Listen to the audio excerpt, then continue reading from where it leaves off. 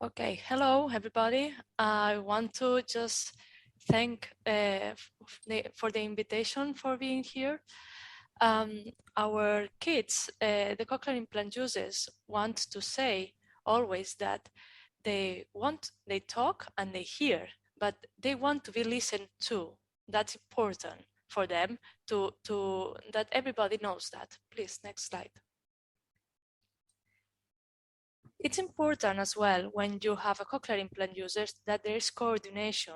The decision has to be consensual. There has to be a consensus, but not only between family and school, but as well with the speech therapist and with the clinical team.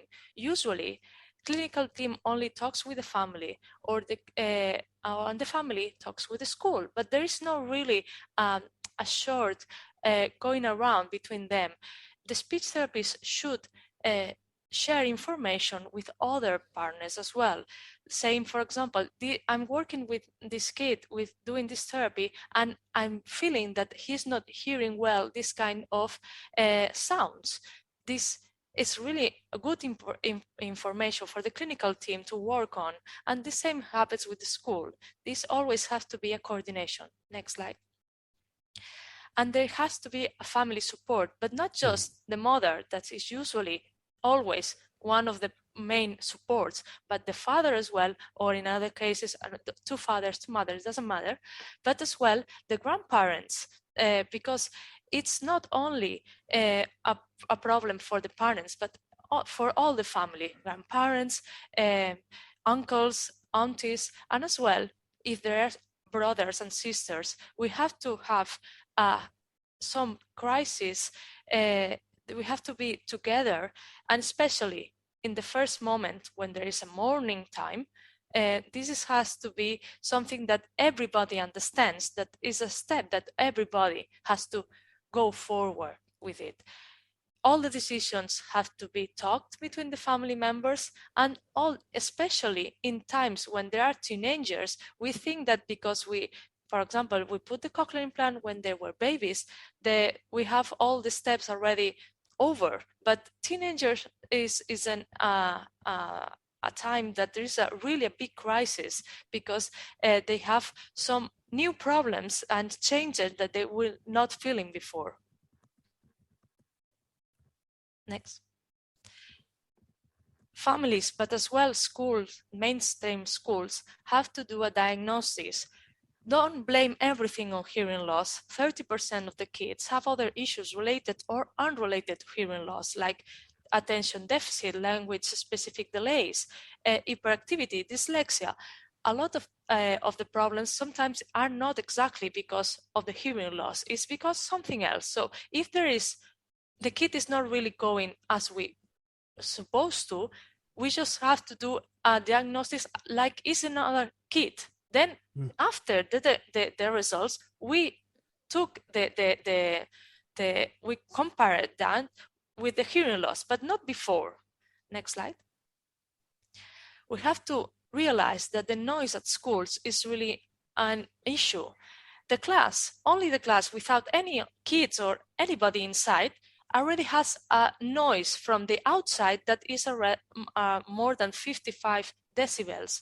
So we need to do schools as how can I say it, as lovely as possible in sound level or quality as possible.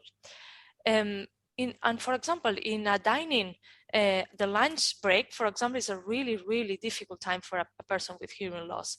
The computer room or the gym are really, really noisy. Next slide.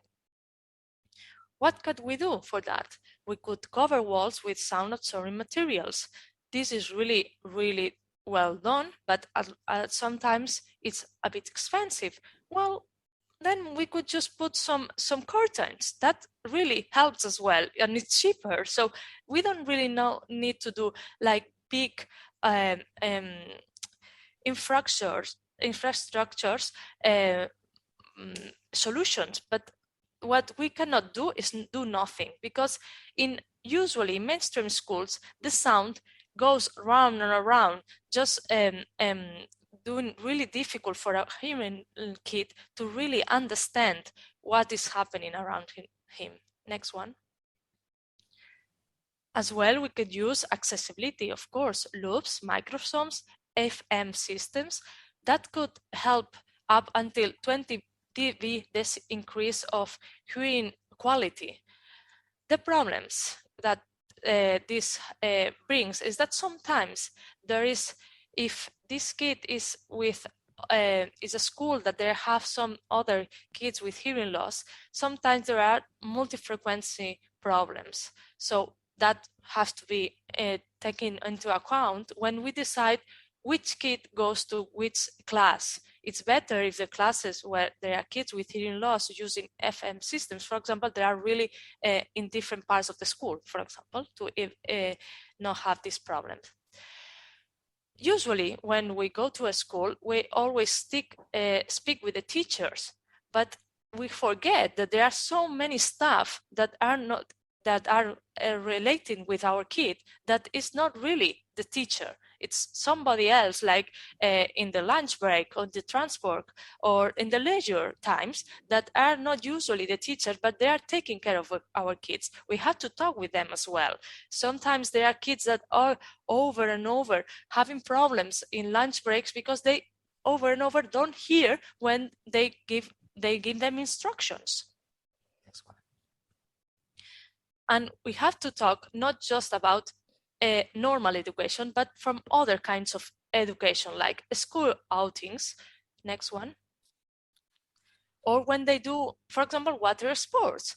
The school has to know exactly what are the needs of these kids and what they can do to help them. For example, if they go to a museum, this has to be accessible. If there's not, then choose another museum. And if there is not any accessible museum, then at least don't go to a museum visit when there is an audiovisual without captioning, for example. If the school, if you go to you use an audiovisual in school or in a museum, it doesn't matter. You have to always use one with captioning. This helps with vocabulary, grammar, reading, proverbs, and sayings. This is really helpful for a kid with hearing loss. And if you go to a science museum, you have to remember that a cochlear implant user should not go to the magnetic fields of exhibition. Next one. We have to remember that to break community barriers nowadays is not a question of sense, it's a question of sensibility, not a technical issue anymore. We don't really need a big financial budget to really break any communication barriers. As well, there are a lot of kids that when they hear, the teachers hear that they have hearing loss, they take them out of some classes like languages or music. And as we just have heard in the speech before mine with Luis, music really helps a hearing loss user. I mean, and we need to remember that music can help with vocabulary as well, even if it doesn't seem so. And sometimes we think, well, maybe English is not really needed.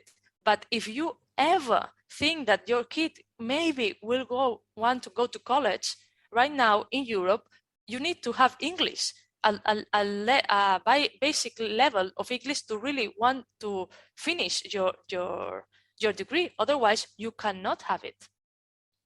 Next one. Sometimes when in school, they really want the kids to learn the concepts and they just think that is enough.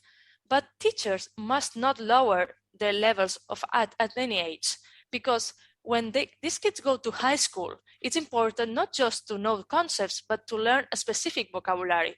If the level was lower when they were in school, when they arrive to high school, the gap is so big that it's really, really difficult for them to reach. So it's not, for example, it's not layers of rock, it's sedimentation. Even if it seems a really difficult word for your kid to learn, they have to first learn that layers of rocks, afterwards means sedimentation. You have to do this work, and the speech therapist can help you with that as well. Next one.